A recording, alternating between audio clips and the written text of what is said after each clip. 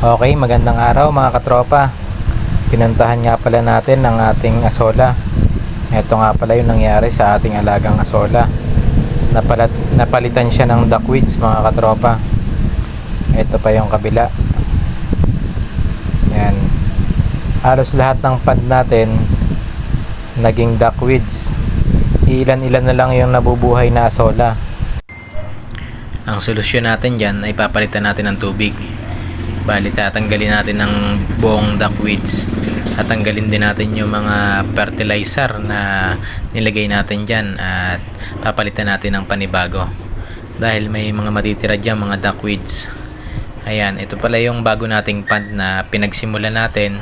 Nilagyan natin ng asola na may halong duckweeds, tapos pinili natin yan isa-isa para hindi mahalo ang mga duckweeds. Dahil kung magkakasama pa rin yan, matatalo pa rin ang asola natin at duckweeds pa rin ang dadami. Kaya ang ginawa ko, tinaggal ko yan lahat. Tapos pinili ko yan isa-isa bago ko nilagay dyan sa pad. Bago nga pala ang ating pad mga katropa, nilagyan na rin natin ng fertilizer at ito na yung pagsisimula natin ng bagong asola.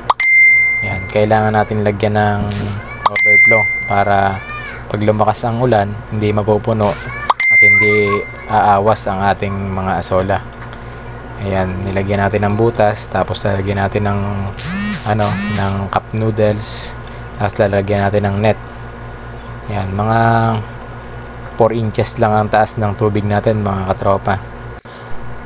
Ayan, kinakailangan lagyan natin ng net yung cup noodles para hindi lumabas ang mga asola. Ayan. Yan, nakikita nyo, mga 4 inches lang ang taas ng tubig natin. At dinagdagan na rin natin ng fertilizer at saka natin inilagay yung mga asola. At yan pa yung pagsimula natin. Ayan. Inisa-isa ko yan mga katropa dahil ang daming duckweeds dyan. Tapos binibisita ko yan halos araw-araw para yung mga dumadaming duckweeds ay inaalis natin. At eto na nga yung mga duckweeds na dumami sa ating pond.